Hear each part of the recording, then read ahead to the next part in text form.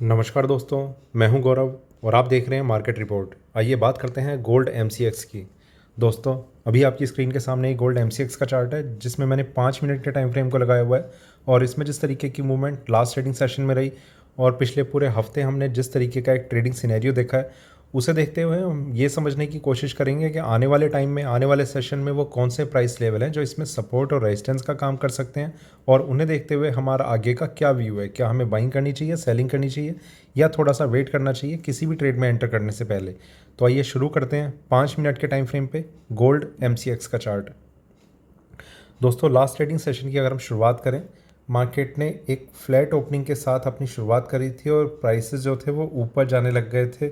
ऊपर में मार्केट ने एक 46,239 के एक हाईएस्ट प्राइस को टच किया। वहाँ से मार्केट ने एक करेक्शन दिखाने की कोशिश करी और जैसा कि एक्सपेक्टेड था कि मार्केट अपने इससे प्रीवियस डे का जो लो है उसे टेस्ट करने की कोशिश कर सकता है। वहीं पर 850 के आसपास का इसका ये जो लो प्राइस एक टच हुआ है और इससे पहला का जो लो था 818 का था शायद, तो इसे मार्केट बार बार टेस्ट कर रहा था, ब्रेक नहीं कर पाया और इसी के ऊपर अपने आप को होल्ड करने की कोशिश करी। ठीक है, तो सेलिंग प्रेशर बना रहा है, पर जो प्रीवियस डे का जो लो प्राइस था वो मार्केट ने ब्रेक नहीं किया। सेलिंग काफ़ी ज़्यादा क्लियर है अभी चार्ट्स पे और मार्केट में एक लेवल जो हमने डिस्कस किया था 310 का, कि कल का जो एक रेजिस्टेंस लेवल है 46,310, वो भी ब्रेक नहीं करा। अच्छा रेजिस्टेंस मार्केट ने फेस किया वहाँ से और करेक्शन आ गई। प्राइसेस, लास्ट ट्रेडिंग प्राइस बिल्कुल 46,000 पे मार्केट ने ट्रेड किया है। और थोड़ा सा आगे चलते हैं 15 मिनट के टाइम फ्रेम पे। यहाँ पर अगर हम देखें तो गोल्ड के प्राइसेस में धीरे धीरे प्राइसेस में एक करेक्शन नज़र आ रही है।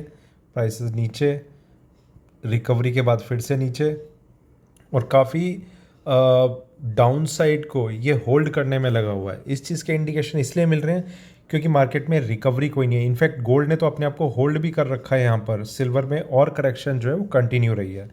तो इसका कहीं ना कहीं एक डाउनवर्ड प्रेशर जो है वो हमें बहुत क्लियर देखने को मिल रहा है। ठीक है, या तो थोड़ी थोड़ी स्ट्रेंथ कहाँ पर आ सकती है, जब मार्केट अपने एक एक करके हर रेजिस्टेंस को ब्रेक करने की कोशिश करे। वो हमारे लिए एक तरीके से ध्यान देने वाली चीज़ होती है कि मार्केट ने ये पहला रेजिस्टेंस ब्रेक किया, दूसरा ब्रेक किया, तीसरा ब्रेक किया और कहाँ पर रिवर्सल आएगा, फिर मार्केट ऊपर जाना शुरू कर देगा। तो उन सब लेवल्स को हमें ध्यान में रखना होता है। ठीक है, थोड़ा सा और आगे चलते हैं 1 घंटे के टाइम फ्रेम पे। यहाँ पर अगर हम देखें तो मार्केट में कुछ चीज़ें यहाँ पर काफ़ी अच्छे से क्लियर हो रही हैं। मार्केट में एक डाउन साइड थी, रिकवरी आई, प्राइसेस ऊपर सस्टेन नहीं कर पाए और धीरे धीरे प्राइसेस नीचे। और यहाँ पर एक प्राइस बहुत इंपॉर्टेंट था हमारे लिए, 46,600 एग्जैक्ट इसी लेवल पे आप देख रहे हैं। इस लेवल की बात हम पिछले 2 हफ्ते से कर रहे थे कि मार्केट में जब ये प्राइस ब्रेक होगा तो मार्केट में करेक्शन आ सकती है। 46,000 काफ़ी ज़्यादा पॉसिबल रहेगा कि मार्केट टेस्ट करने की कोशिश कर सकता है। प्राइसेस की जो क्लोजिंग हुई है गोल्ड की, वो मतलब जो लास्ट ट्रेडिंग प्राइस रहा है वो एग्जैक्ट 46,000 रहा है। उसके नीचे भी गया मार्केट, पर जो लास्ट ट्रेडिंग प्राइस था वो 46,000 रहा। तो क्यों ये प्राइस हमारे लिए इतना इम्पॉर्टेंट था कि मार्केट में एज अ डाउनवर्ड ट्रेंड के लिए कंफर्मेशन थी। ठीक है, अब ऐसे में देखिए डाउन ट्रेंड तो चल रहा है मार्केट में। ऐसे में अब हमें ये ध्यान रखना होगा कि इस तरीके से प्राइसेस ऊपर कब जाना शुरू कर सकते हैं। उसके लिए हम कुछ लेवल्स को ध्यान में रखेंगे। ठीक है, थोड़ा सा और आगे 4 घंटे के टाइम फ्रेम पे यहाँ पर अगर हम देखें तो गोल्ड के प्राइसेस में करेक्शन, अपसाइड मूवमेंट, यहाँ पर कंसोलिडेट काफ़ी टाइम के लिए हुआ मार्केट। ठीक है, पर इसका अगर हम पूरा का पूरा ट्रेंड देखें अभी, तो अपना ये प्रीवियस हाई बहुत स्ट्रांगली ब्रेक नहीं कर पाया। मेरे ख्याल से इसके बाद ये वाला प्राइस शायद मार्जिनली ब्रेक किया था, पर फिर ये वाला प्राइस और था, तो यहाँ पर इसे बार बार एक अच्छा रेजिस्टेंस देखने को मिला। आगे का ट्रेंड कैसा हो सकता है, क्या क्या चीज़ें इंपॉर्टेंट हैं, उन सब पे अभी हम डिस्कस करेंगे। पहले हम थोड़ा चार्ट्स को देख लेते हैं। प्राइसेस नीचे गए और मार्केट नीचे 46,000। ठीक है, यहाँ पर मार्केट का सस्टेन करने का एक और रीज़न है, टेक्निकल लेवल्स पे यहाँ थोड़ा सा एक इसे सपोर्ट मिला हुआ है। तो और ज़्यादा डाउनसाइड अगर मार्केट दिखाता है, सिर्फ इसे ब्रेक करता है, तो एकदम से मत समझना कि मार्केट में क्रैश आ सकता है। इस रेंज के नीचे मार्केट जब होल्ड करना शुरू करेगा तब इसमें अपनी डाउनसाइड को और एक्सटेंड करेगा। तो क्या रीज़न रह सकते हैं मार्केट के इसे ब्रेक ना करने के, ठीक है। एक सबसे बड़ा रीज़न ये रह सकता है कि यूएसडी आईएनआर में एक बहुत तेज़ी से एक उछाल आना शुरू कर दे, क्योंकि छोटा मोटा एक अपसाइड ट्रेंड अगर हमें यूएसडी आईएनआर में देखने को मिलेगा तो वो बहुत ज़्यादा इफेक्टिव नहीं रहेगा, क्योंकि गोल्ड यूएसडी में अभी और ज़्यादा करेक्शन पॉसिबल है। मतलब वहाँ पर मैं ये एक्सपेक्ट कर रहा हूँ कि मार्केट अभी 1000-1500 पॉइंट की एक और करेक्शन दिखा सकता है, ठीक है। तो पर इसका मतलब ये भी बिल्कुल नहीं है कि हम बाइंग करनी शुरू कर दें, कि मार्केट मतलब ना तो बाइंग करें, और अगर बाइंग करते भी हैं तो डाउनसाइड ट्रेंड है, इसे भी हमें ध्यान रखना है। और दूसरी चीज़, अगर सेलिंग में रहते हैं कि 1000-1500 पॉइंट अभी नीचे चला जाएगा, तो बाइंग के लेवल्स को इग्नोर ना करें, ठीक है। तो इन सब चीज़ों को देखिए, ट्रेडिंग में अगर हम हैं तो हमें ध्यान रखना चाहिए। कई नए ट्रेडर खास तौर से लेवल्स को, ट्रेंड को इस तरीके से समझते हैं कि मतलब कोई भी अगर उन्हें ये कह रहा है कि डाउन ट्रेंड है, इसमें मैं किसी की गलती नहीं बताता कि यूट्यूब पे बहुत सारे ऐसे टेक्निकल एनालिस्ट बैठे हैं, कई तो बहुत ज़्यादा तो फर्जी हैं जो कुछ जानते नहीं हैं पर अपने आप को थोड़ा सा प्रमोट करने पे लगे हुए हैं। पर जो ऐसे भी हैं जो जानते हैं, समझते हैं ट्रेंड को, और वो आपको ठीक राय दे रहे हैं और मार्केट उनके अकॉर्डिंग नहीं चलता, तो इसमें मैं ये कहूँगा कि ट्रेडर्स के समझने में थोड़ी सी कुछ कमी रह जाती है। आप सिर्फ एक चीज़ सुनते हैं कि मार्केट का ट्रेंड नीचे का है, आप ये चीज़ कंसिडर नहीं करते कि अगर मार्केट ऊपर जाने लगे, इन केस ऊपर जाता है, तो उन्हें किस तरीके से मार्केट में रिएक्ट करना है, एग्जिट करना है, थोड़ा सा पार्शली बाहर निकलना शुरू कर देना चाहिए। तो इन चीज़ों को भी हमें प्रैक्टिस में लाना होगा। प्राइसेस नीचे, यहाँ से रिकवरी, और ये एक कंसोलिडेशन, मार्केट नीचे फिर ऊपर फिर नीचे जाता हुआ भी नज़र आ रहा है। फाइनली यहाँ पर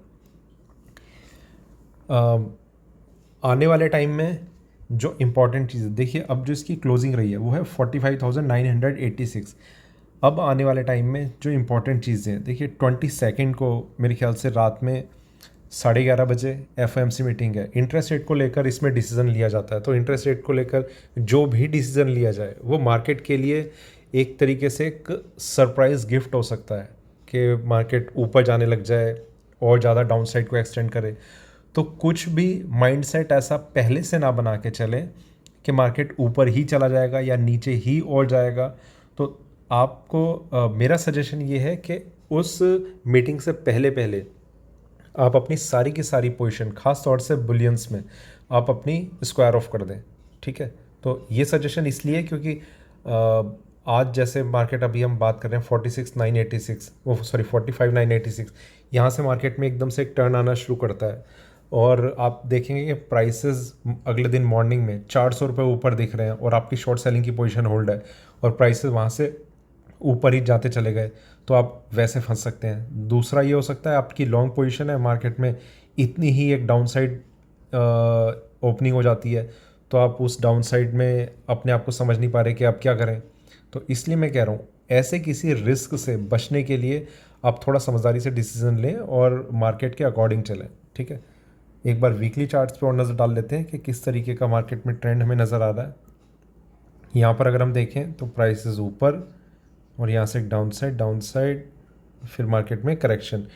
देखिए, जब मार्केट ने इस प्राइस को ब्रेक करा था, मतलब यहाँ पर प्राइसेस थे, उस दिन से मेरा जो व्यू है वो ओवरऑल आने वाले टाइम के लिए एक डाउनसाइड का है, डाउनवर्ड ट्रेंड का है, ठीक है। उस डाउनसाइड में मार्केट ने रिकवरी ज़रूर दिखाई थी। देखिए, ये रिकवरी टेम्पररी थी, ये क्योंकि हम वीकली टाइम फ्रेम पे अब बात कर रहे हैं। इंट्रा डे का इससे कोई लेना देना नहीं है, 4-5 दिन का, 10-15 दिन का भी कोई लेना देना नहीं है। 10-15 दिन का टाइम फ्रेम मार्केट इतनी सी कंसोलिडेशन में लगा देता है, ठीक है। ये कई दिन है, ये 2-3-4 हफ्ते, 4 हफ्ते का मतलब लगभग 1 महीने के आसपास मार्केट एक रेंज में होल्ड कर रहा है। तो ये कई महीनों का ये ट्रेंड हो सकता है। आने वाले कुछ महीने गोल्ड के लिए एक काफ़ी स्ट्रॉन्ग सेलिंग लेके आ सकते हैं, ठीक है। ये ओवरऑल मेरा व्यू है अभी भी।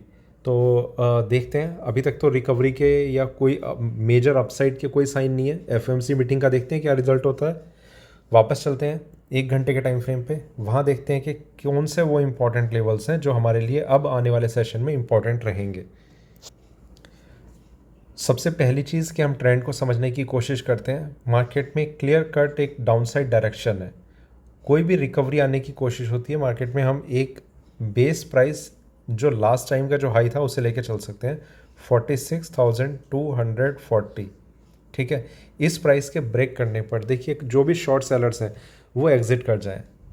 मुझे तब थोड़ा सा अफसोस ही होता है इस चीज़ पे कि उन्होंने एग्ज़िट नहीं किया और वो ये फिर ये पूछते हैं कि अब प्राइस यहाँ चल रहे हैं, अब क्या करें, अब प्राइस यहाँ चल रहे हैं, अब क्या करें।